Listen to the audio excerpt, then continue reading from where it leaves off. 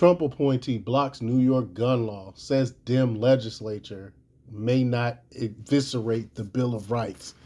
Thank goodness for constitutional judges that still believe in the Constitution, still believe in the Second Amendment, still believe in our God given rights to protect ourselves. Because if not, my goodness, could you imagine how things would be if we didn't have the right to protect ourselves, especially as high as the crime rate has gotten under Biden and his regime.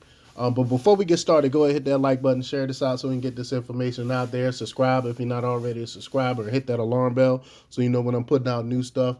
Now, when you hit that alarm bell, you can change it from personal to all. That way you get all the notifications for when I'm putting out new stuff.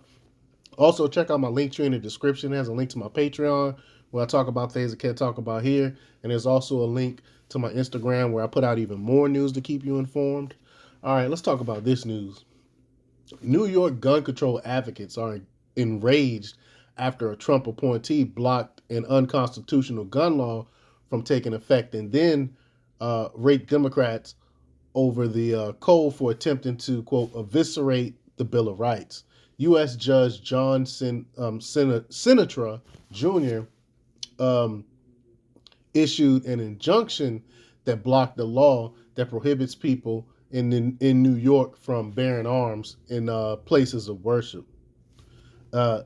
Two clerics and a number of gun rights organizations sued over the law, asking for an injunction until the court could hear the merits of the case. Now, could you imagine not being able to protect yourself? You in place of worship, and let's say you're in a bad area where you're used to getting robbed and things happening in places of worship like that, and you can't defend yourself. A right that you should be able to have. You should be able to defend yourself. I mean, it's just ridiculous, these laws that these leftists is pushing. But Pastor Jimmy Hardaway of Trinity Baptist Church of Niagara Falls argued he used to conceal carry his firearm prior to the enactment of the worship ban for self-defense and wants to encourage his parishioners to do the same. Hardaway asserted that he has been stripped of his ability to keep the peace and is suffering diminished personal safety every time he goes to church. The argument was good enough for the judge who ruled accordingly. Quote, the court reiterates that ample Supreme Court precedent addressing the individual's rights to keep and bear arms from Heller and McDonald to its June 22nd decision in New York State Rifle and Pistol Association, Inc. v. Bruin dictates that New York's new place of worship restriction is equally unconstitutional, Sinatra stated according to the injunction. I mean, New York, they continue to try to, even though they have all these court decisions, they continue to try to stop people from being able to defend themselves. I mean, especially as bad as crime is getting out there in New York. But, quote, the Constitution and the Bill of Rights are the status quo, not 2022 legislation on the books for 9 weeks, the judge admonished. Quote, legislative enactments may not eviscerate the Bill of Rights. Every day they do is one too many. And he goes on to say the nation's history does not countenance such an incursion into the right to keep and bear arms across all places of worship across the state, Sinatra continued. The right to self-defense is no less important and no less recognized at these places. So basically, it doesn't matter where you are. It doesn't matter. Your rights don't go away when you walk into a place of worship. You still have those rights no matter where you are. In October, Sinatra issued a temporary hold on the law, noting, quote, in Bruin, the court made the Second Amendment test crystal clear. Regulations in this area is permissible only if the government demonstrates that the regulation is consistent with the nation's historical tradition of sufficiently analogous regulations. New York fails to test. The state's exclusion is instead inconsistent with the nation's historical traditions. It makes you wonder, why?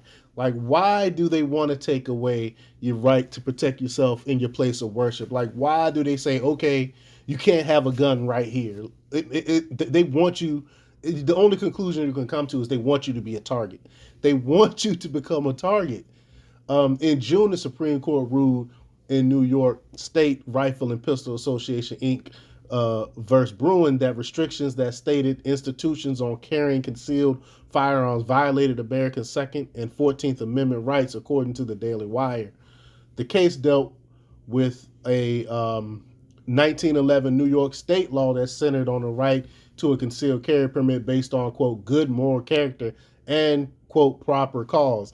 Even though the Constitution doesn't say anything about you need good moral character, whatever that means, and proper cause, what cause do you need other than self-defense to carry a weapon? You don't need a cause. As long as you didn't break any laws or anything like that, why are you not able to protect yourself? But Justice Clarence Thomas, one of my favorites, I love Justice Thomas, but he wrote the majority opinion on the case for the Supreme Court and took issue with the, quote, proper cause, what I was just alluding to. Part of the law which he contended unlawfully forced New Yorkers to demonstrate, quote, a special need for self-defense. Quote, we know of no other constitutional right that an individual may exercise only after demonstrating to government officers some special need, he pointed out. I love that point. There's nothing in the Constitution that says, hey, we need some type of special need so you can have your First Amendment right, or you need some special need so we can, or we're going to violate your Fourth Amendment. You don't get a Fourth Amendment.